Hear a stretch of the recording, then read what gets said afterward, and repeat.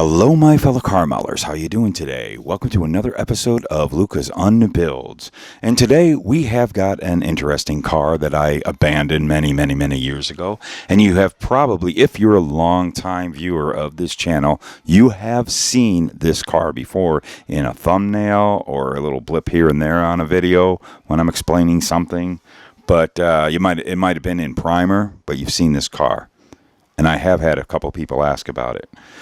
But this is a long time abandoned one. I had a few issues with it. Maybe I'll take it back up. Maybe I won't. I don't know. But this kit, it was the 71 Duster that came out from AMT back in like 1998. And that is when I started this project, when the kit came out. And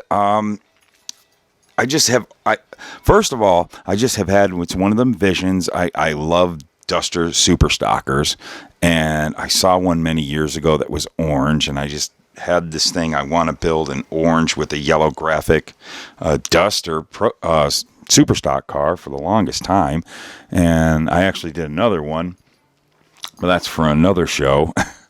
I just had this vision, and a couple things stalled me. And when we get into it, what I want to show is some really neat chassis work that I did. And I might revisit it now that I'm looking at it. I don't know. I actually have a lot of missing parts on this kit, but I'm sure I could come up with them. But the biggest thing that really stalled me on this is, well, I don't have my pointer. Here we go. There's my pointer. I've got my pointer. Right along the yellow here, let's get till we turn around some more. Right in this yellow area, it's kind of a yucky paint line there, and I wanted to put a pinstripe around it. I think brown. I might have wanted to do brown. I can't even remember, but I wanted to put a pinstripe around it, and a couple things I tried failed, so I kind of stepped away from it. But I might want to get back there. I want to put that pinstripe around there, and I might jump in it. I made my own decals with my inkjet printer. They're kind of rough, making decals. They're very very bleed through. They don't. Doing inkjet printing on clear decal film, your color goes through it. That's what I'm trying to say. And there were some issues with some of that. Even this Ray Barton, at the time there was no Ray Barton decals, and I made those. Other decals came off of different decal sets from Slicks, what was popular on Super Stocks back in that time period, which was around the turn of the century. Whew, that sounds weird. Anyways, I totally made up the car, and it was going pretty cool, but I got frustrated with a couple things, and it got put away. And I just kind of got thinking about this model and pulled out. I haven't seen it in years and years and years. And of course, what gets me thinking about it is that one thumbnail on one of my videos I always see.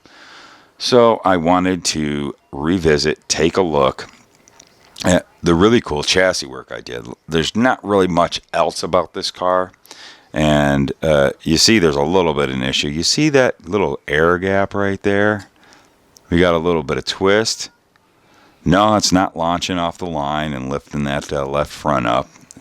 There's a little bit of an issue, and I got to do some disassembly. That was probably another reason why I backed out of it for a while. But I see I got a few paint issues because it's been sitting in the box. I don't have this color paint. The paint that I used, actually, if I can remember, this was a lacquer paint that is long gone. That is actually Ford Poppy Red. And don't say, oh, it's not red. No. Ford Poppy Red is an orange, and it's an orange that I really like, and I used it a lot. And I had this can that I had mixed years ago, put at a paint shop, and had automotive lacquer Poppy Red put into an aerosol can, and I've used it up. But it's very close to Hemi orange also, so it just worked out perfect. It's a really cool looking orange. So that's where I am with the body. Not a lot to go about. About the only modifications I did is opening the wheel well a little bit for those slicks. The wheels, probably still my favorite drag race wheels out there. Came from the Bob Glidden 87, 88. I think it's the 88 version. Might be the 87 Thunderbird. Just these really cool Krager drag stars. Just beautiful wheels that come out of that kit. And these are my favorite drag slicks. Just the old AMT ones. I sanded them a bit.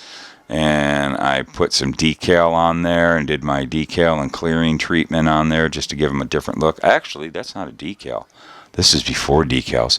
I hand lettered the MT on there. I'm just looking at it. Notice that's my hand lettering.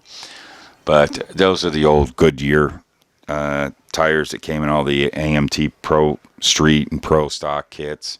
Actually, old MPC Pro Stock slicks. But I've gone over that before on this channel. So that's that for that part. I want to show you the chassis. Okay, we're going to get in the meat and potatoes of this build because I am a huge fan of chassis and performance chassis. I have a fascination with it, and that's kind of my favorite part. So I get real elaborate on some of these builds and then peter out on them, or if something doesn't go right, you know. But I'm looking at this, and I didn't remember a lot of this stuff. I really did some extensive building here, but it's pretty cool. I mini tubbed it. I kind of moved the, I didn't really move the, I can't tell. Let's take a look. You see all that? I think I just mini tubbed it. And I did some detail of drag slick smudge going up in there. But, you know, I wanted to keep the stock, all the stock suspensions, so to say, the Mopar leaf spring suspension. And I used looks like the 8 3/4 Mopar rear end that came in the kit, but I added all of this structure, some subframes. Let's get a good side shot of that. And these ladder bars are resin ladder bars I made from those are from the Flip Nose Malibu. And I made a mold of those and cast them up just so I can use them on other cars. I like those ladder bars. And I think this is another piece of structure that I scratch built. Yeah, that'd be all just stiffening stuff. And you can see the drive shaft loop there I made. But yeah, all this is all fabricated. And then I mini tubbed it. I think I did some subframe. Yes, I did. I actually did add rear subframe. So it's all fabricated rear subframe brought in to make room for those slicks. So I did do that. We went in a little bit closer. Yeah, I wanted to remove the gas tank, the stock gas tank. I cut it out and then I just fabbed up what it looks like, what the trunk floor looks like from underneath. And just to give it that, this baby's a race car look. And there you go. Get some different angles of it. Let's look around here. There you get a shot of that 8 3/4 Mopar rear end that came from this kit. I believe the shocks are stock from this kit. The leaf springs are the stock from this kit. They're just inboarded. And then you can get a good shot of all my fabrication there of my subframe connectors and my bracing for the ladder bars. That's pretty much what we got with that. Not a lot done to the front suspension. It's all pretty well stock. I did most of my work from here back. And it was a lot of fun. And now I got another one I want to bring back out and finish because that was just really, really cool rear suspension work and really good representation of a pretty hefty built super stock. And from what I recall, I can't find the engine. It wasn't in the box. I did have the engine built up. It's somewhere stashed away. For the life of me, I don't know where that engine is. Sorry, people, I can't show it to you, but that's where its home would have been. Nothing much in the interior, but if you get a good look in here, let's see if we can get a good look. Can you see my fabbed up wheel tubs? Not a lot of detail to them. They're not perfect because when I get done, you're not going to see. You can kind of see the the gooberness of them right here in the trunk area, but that will be all covered up. And of course, when you flip it over, you don't see much. So I didn't get heavy in the detail of my tubs I made. You definitely you can see some of my work back in there of all the changing of stuff. See that inner floor that the hole that was left, there's some just plastic put in there when I cut the stock fuel tank out, and some of my channeling I did here for the new rear subframes. You know what? Heck, let's show you. Let's take it out. I might as well just show you. Look there's my handiwork. So we can see right there. You can see the subframes that I cut out the old subframes right here, and that's the filler. And then there is right there some of the subframes showing up. I just really was putting sheet styrene in to make everything up. Again, none of this is going to be seen, so I didn't get real precise in detail. But when you look on this side, you can see, there's the filler into the floor where the old subframe was, and there is the new subframe I fabricated out of evergreen stock that I have, and different size square tubings and all that. Even over here, you can see the old subframe. There's the stock one. It's just cut off right there. I just left that there for using it for bracing for the subframe connectors. So basically, it all goes down here and all the way to there. So, meaning right there. So that's that. There's my chassis work. All right, so that's about it with this car. Not a whole ton to show you, but you saw that detail on the chassis. That's where I put a lot of work. I am a big fan of chassis. I think I've covered that before in other episodes.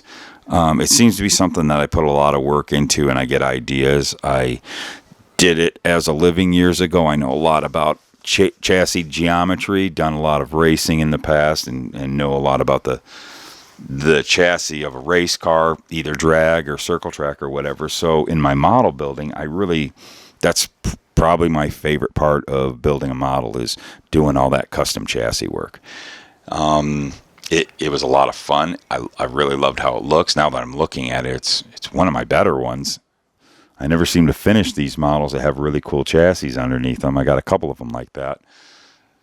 But I might have to finish that just to show off that chassis. That was some pretty cool work. But yeah, I hope that gives you guys some ideas and stuff to take a look at. I'm really hope you enjoyed this episode. Thanks a bunch for checking in here on the channel and clicking on it. Give it a likes, the thumbs up dealy bobs. Give us a subscribe. If you haven't subscribed, hit that subscribe button, please. We're almost at 10,000 subs, and that's going to be great for the channel. It's going to allow us to do even more things. And then just share this video out there. If there's people that are model car guys that don't even know about us, why don't you give a share over there to them and bring them on board. And remember, get over to the Facebook group, Luka C's Model Car Hobby Headquarters Facebook group. And there are just tons of really, really talented model builders there that you can ask questions, get all your answers given to you from guys who know a lot more than me. We do. We have a great group over there, and we have a lot of fun. You come on and join us if you haven't. Thank you very much. Go check my Teespring store for all the new merch we got out. And we'll see you in the next video.